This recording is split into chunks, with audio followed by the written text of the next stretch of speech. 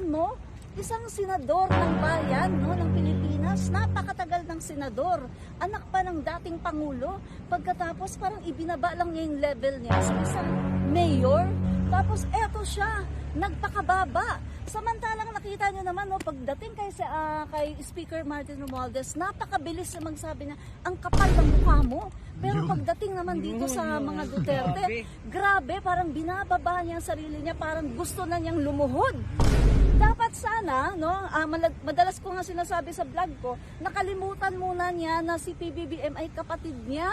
Ang tingin niya kay PBBM, ay nakababatang kapatid, ay ako yung firstborn, anak ako ni Ferdinand Marcos Sr., ako yung unang pinanganak. Parang alam niyo yung ego ng yung ego ng Dapat sa kanya gagalang, dapat siya yung mag-desisyon kay BBM. Siya yung laging tama. Yes. Ay, parang Parang siguro, na-feel din namin. siguro sinasabi rin niya na, ay nako, inalagaan ko nga dati yan ako nga nagbibihis ng short yan. Yes. Kasi kung siya ang masigasig, hindi dapat siya yung tumakbo sa pagkapangulo. Sen. Aimee ay ini-endorso si Duterte. Doon lang namin siya nakilala. Yung kapatid ko pa nga sabi, sino ba yung Duterte na yan? Nakakatanda kong kapatid yun, ha? Sino yung Duterte na yan? Tapos kinilala namin. Nalaman namin, ay mayor pala ng Davao. So mga kaibigan, mali yung sinasabi nila dahil naka-establish na ang Marcos loyalists and supporters all over the world. Hindi lang dito sa Pilipinas, no? Kaya maling-mali na sinasabi nila na hindi man nanalo si PBBM kung wala o hindi nakipag-tandem kay Sara. That's a big lie. Ma'am. Ikaw ata nag-trending sa social media? Ikaw po ba si Admin Rich? Opo, ako nga po. Bakit Hala. po? Nandito ka pala sa Congress? Opo. Ayun North Wing tayo, House of Representatives. Hala ka. Pauwi na ako kasi ako Maraming comment doon sa nag-trending na video nyo po.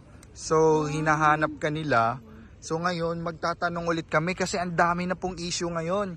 Kasi nakikita po nila na parang nakita nila ang kanilang sarili sa iyo. Yung mga hinaing nila, yung gusto nilang i-voice out sa social media, hindi nila ma-voice out kasi wala pa silang platform na para magsalita. So, parang ikaw po yung representante nila, ma'am. Baka pwede ka na rin maging House of Representatives niyan. Kasi nandito ka na, maging kongresista. Naku, hindi naman Atay mo palang madam mo. Oo, nakabarong ka na po.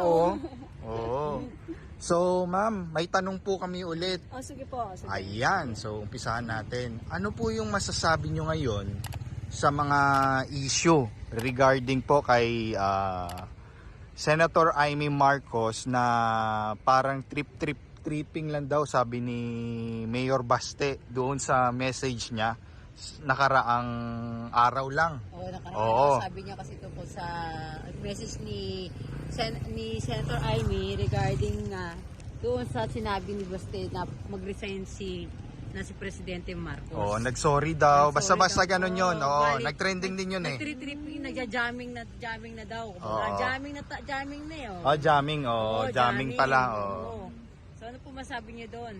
Sa totoo lang, nagulat talaga ako. Kasi unang-una sa lahat, di ba, sinabi ni Sen. Aimee, nagpa-interview siya na kesyo si Nakakaloka Baste daw.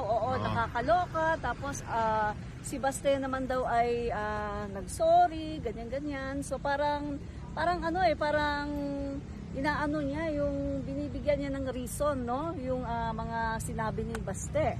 Pero eto naman pala, no? Nalaman natin na si Baste, hindi naman pala talaga niya sinabi. So parang naawa lang daw siya doon, no? Sa tingin ko, no? Parang pinababa ni Sen. Aimee yung kanyang sarili, no? Biruin mo, isang senador ng bayan, no, ng Pilipinas, napakatagal ng senador, anak pa ng dating Pangulo, pagkatapos parang ibinaba lang niya yung level niya sa isang mayor.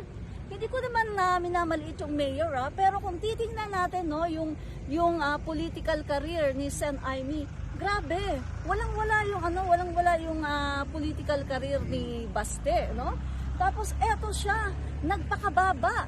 Samantalang nakita nyo naman, no, pagdating kay Speaker Martin Romualdez, napakabilis na magsabi niya, ang kapal ng mukha mo. Pero pagdating naman dito sa mga Duterte, grabe, parang binababa niya ang sarili niya, parang gusto na niyang lumuhod. Sabi ko, anong klase ito, no?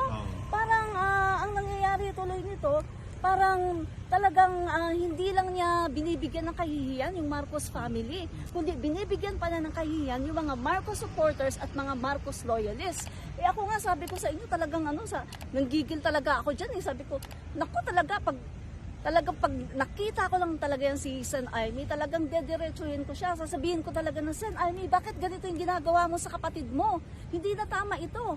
Kasi nakita nyo naman mga kaibigan, no, mga viewers, nakita nyo naman na talagang si PBBM ngayon ang presidente. Dapat sana, no, madalas ko nga sinasabi sa vlog ko, nakalimutan muna niya na si PBBM ay kapatid niya. At isipin niya na si PBBM ay Pangulo ng Pilipinas nang sa ganun mas mabilis siyang mag-submit. Kaso dito mga kaibigan, ang tingin niya kay PBBM ay nakababatang kapatid, ay ako yung firstborn, anak ako ni Ferdinand Marcos Sr., ako yung unang pinanganak. Parang alam niyo yung ego ng yung ego ng Dapat sa kanya gagalang, dapat siya yung mag-desisyon kay BBM. Siya yung laging tama. Yes. Ay, parang siguro, na-feel din namin. siguro sinasabi rin niya na, ay nako, inalagaan ko nga dati yan ako nga nagbibihis ng short niyan, di ba?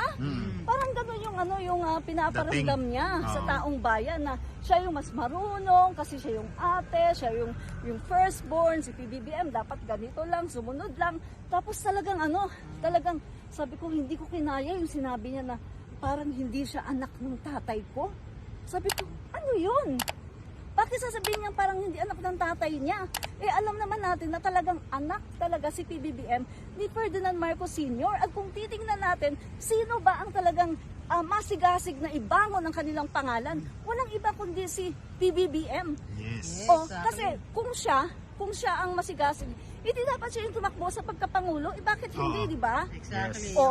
Tapos si PBBM, lalaki.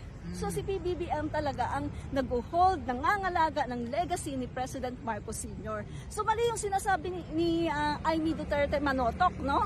Aimee Duterte Marites Manotok.